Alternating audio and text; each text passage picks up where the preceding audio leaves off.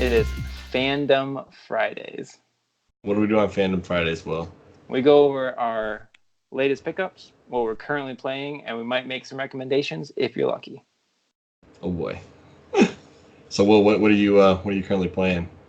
Well, currently I'm playing Gears of War 1 on the 360, and I was playing some Wii U games, but my Wii U gamepad broke, so I'm waiting for my replacement parts. All the buttons stopped working, but I was playing Fire Emblem 7, and I had started Twilight Princess HD. Ooh, I didn't know you were playing that. Mm-hmm. Brought it with me. Oh yeah, that's right. You found it within your collection, and you were like, "When did I get this?" Exactly. I think I might have sent that to you actually. Either you sent it to me or I bought it in my sleep. So what did you pick up recently? Well, I actually bought 4 games recently this week. They're all 360 games.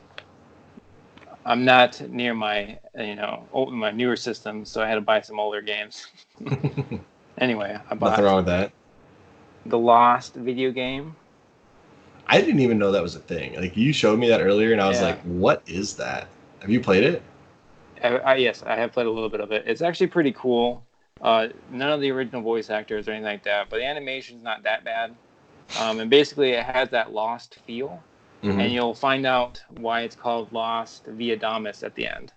So there's a little bit of a mystery. Does the backpack have anything? No, it does. Oh, the light shined on it. I was like, "Oh, is it missing the back part of the cover?" I was like, "That's weird." No. You meet all your favorite characters, and so it's like an offshoot story, so it doesn't actually continue the story of the show, but it does fit within the universe, so that's pretty cool. Neat. Yep, and then a classic, Halo 3. Yeah, pick it up again. Yep, I don't have it on my 360 anymore. Well, I guess now I do, but I got rid of my old copy and I got a new one, so that's pretty exciting. So you can finish the fight. Exactly. And I got Gears of War Judgment. I've never actually played this one. I've heard it's not nearly as good as the original trilogy. I didn't even know that was a thing. Yeah, it's a prequel. So the whole thing? Yep. I think you play as the first I've ever heard of it. Yeah, you play as Baird, which is like a side character in the original trilogy. Anyway, and then the last game I picked up was Tim Tebow. Football edition. This is NCAA. They stopped making that in like 2012. 2014, I think. Was it? The last person on the cover was Shoelace from U of M. Wasn't Taco Charlton? Was not. What year was that? Now I gotta look this up. It might have been 2016. Oh man, I thought they ended in 12. Maybe they may skip 13 and went right to 14. I don't know. Anyway. Yep, that's what I picked up this week. Cool. What about you, man? The last thing I picked up, and we talked about this already, was the Hardwired book. And I'm like 3 chapters into it now. Very good. That's a new record for you. That's pretty quick for you. It's only like 200 something pages. Wait a minute, you can read? But yeah, the last book I read was like 850 pages. Yeah, it took you about a decade. Before that. No. It did not take me that long. I've read like 5 books this year, which is really good for me. Yeah. Anyways, so far the book is like way all over the place. It doesn't seem to have a single focus. Interesting. I think we're starting to zone in on one of the main characters by chapter 3, and we're swapping back from the second main character back to the first main character, who really doesn't have a personality whatsoever. I'm gonna be honest. He's like, there's a character named like Sarah. There's a character named Cowboy. Cowboy. And Cowboy has no personality yet. Well, he's a cowboy, so you just gotta imagine that. He's got a hat. He likes really terrible coffee. He rides on a horse. No. Smokes Marlboro cigarettes. Nope. You're describing nothing he does. Oh. So he's got a mechanical horse. There you go. They've kind of described the job he used to do before the quote-unquote orbitals took over. Okay. And I don't want to give away too much stuff, but essentially the job he used to perform no longer exists except for rebellious reasons. Okay. So, but all he does is spend the first whole chapter complaining about how life is now. And it's like, okay, so I don't know anything about you.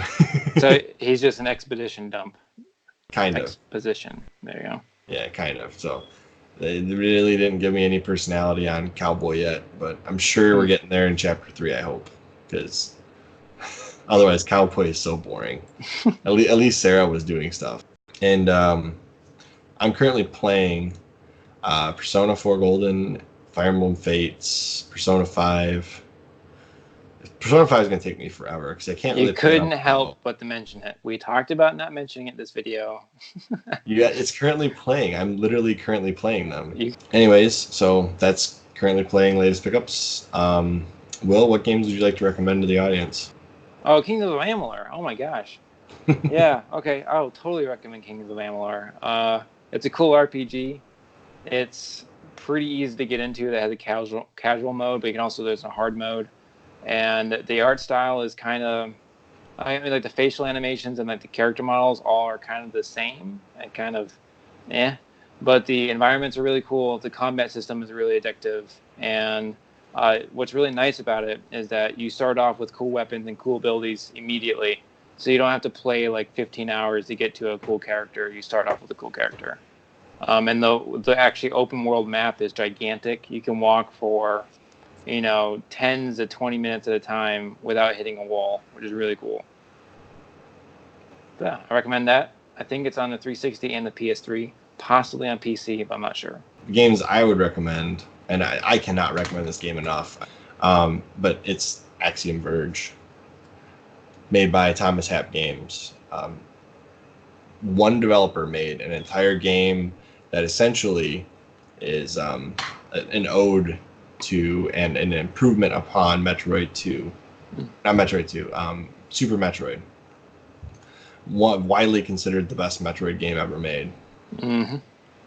And this guy did a wonderful job with both the music, the art style, the gameplay, the weapons. It's just so well made. I appreciate it. And not only do I have it on the Wii U, I also have it on the PlayStation Vita, which is how I first experienced the game. Yeah. Really good game. I highly recommend it. Very fun game, very good game. What kind of gameplay Complete. is it? It's like Metroid. 2D, side-scrolling, weapons, exploration.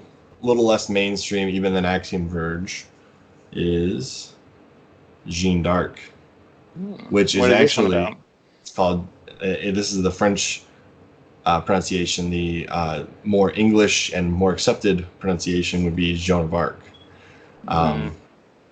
It's actually a Japanese RPG. Go figure. Oh, interesting. Okay. That's very, very, very similar to, but not the same as, Fire Emblem. And it's got this beautiful cover art in the middle, or inside artwork inside the case. Mm-hmm. Very stylized, very high production quality. Did not sell very well, but it has a similar gameplay to Fire Emblem. It's grid-based battles. What's different about the grids, though? Well, I was going to show the picture. Remember, I showed you the picture. I'm going to show them the picture. That's why I asked Chris. It's got a little bit of it's got the chibi art style, which you either love or you don't, mm-hmm. or you just don't care like me. I just really don't care. But it's got an isometric style of the grid. Can you see that, Will? Yeah, now it's in focus. Okay, yeah. So it's got an isometric style to the grid, and so you move your characters around just like Fire Emblem. I don't think there's permadeath per se in the game, because I think if you lose characters, they make you start over anyways. But I'd have to double check on that. I haven't finished the game yet, but I like what's there. I've played quite a bit of it, and it's a lot of fun. If you like Fire Emblem, if you like Final Fantasy Tactics, this is like somewhere in between. Interesting. Cool. Tactical RPG. That's what we call those. And then this is a very mainstream franchise, but stems from my love of the Knights of the Old Republic series, Mass Effect. If you have a Wii U, get the Wii U version for Mass Effect 3. If you don't, I recommend getting the trilogy for the PS3 or the Xbox 360. Either is suitable. And if you do not choose to play Mass Effect 3, I will not hold that against you, but you should definitely play 1 and 2. Anyways, so that's my recommendations. The Mass Effect trilogy, Axiom Verge, and Jeanne d'Arc. 3 different platforms. You got pretty much every platform known to man. I believe that the Axiom Verge, the only game system it didn't come out on that was available at the time that it was released was a 3DS. I think it's the only system it didn't come out on. So it's on the Wii U, Nintendo Switch, Xbox One, PS4, PlayStation Vita. I think that's it. And then Mass Effect Trilogy obviously is available on Xbox 360, PS3, and the third game is available on Wii U. And then Gene Dark is only available on the PSP. Potentially you can get it on the Vita as a download. You can play the Mass Effect Trilogy on the Xbox One, though. Oh, right, because it's backwards compatible. Yep. As always, I'm Chris. And I'm Will. And we will see you on the next